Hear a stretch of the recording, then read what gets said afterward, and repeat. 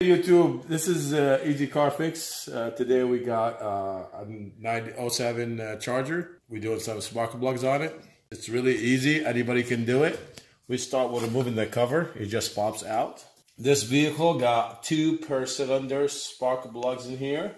So you got 4 coils on each side, and you got 2 spark plugs each side of the motor. So we start by removing the harnesses, the coils. I already removed some of them.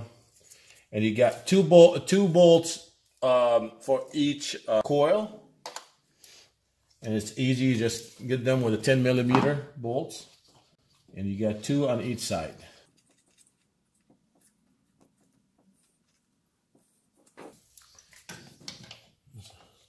Very long bolt, so it'll take a few seconds to get it out.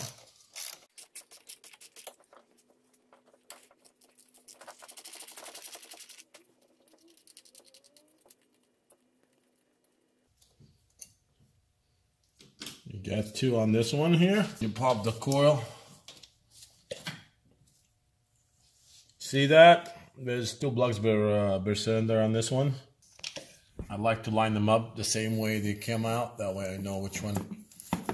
If you mix them up, it's okay, but the best way to put them back the way they were. We got one more on this side here.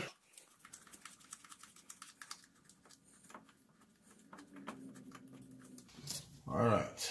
You can blow some of air into the tube.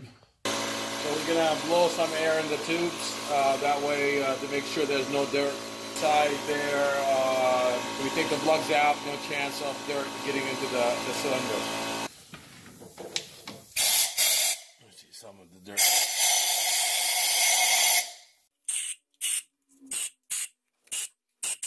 Now we're gonna get the spark plugs out after cleaning the tubes, and this is a 5/8 spark plug socket.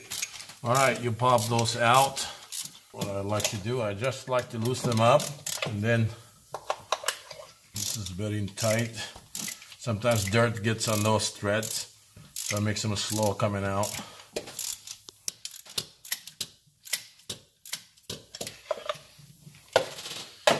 I like to use a hose, that's a fuel hose, to pull them out. There's no chance of crossing the threads in there. That's what I do when I install them.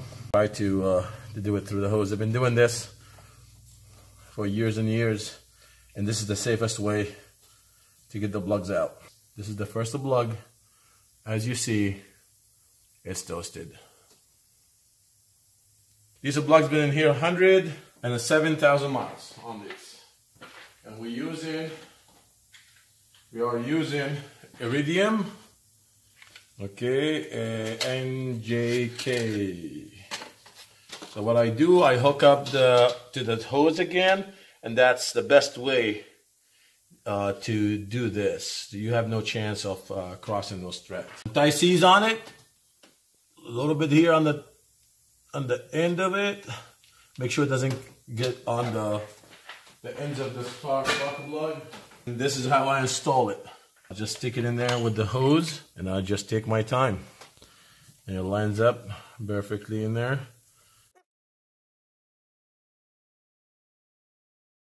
Here you go, it's nice and tight now. I go ahead and grab the other one.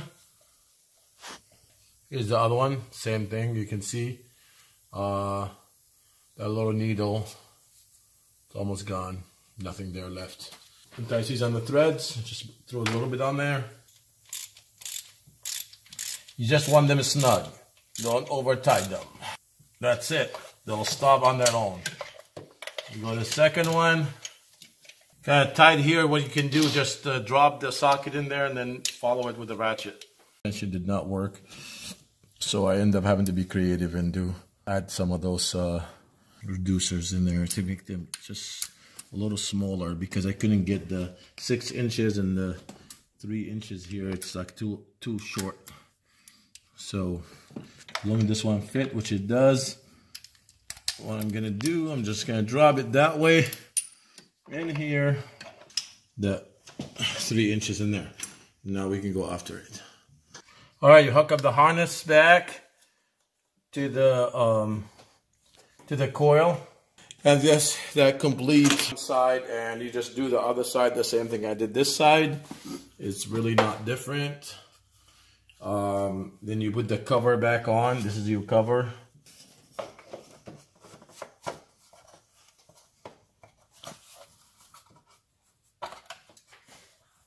They just push it and it clicks right in. See, it's all. Thank you for watching my video. I hope you like it. I hope it helps somebody be able to take care of their own cars on their own and save a lot of money. It costs a lot of money to do this job.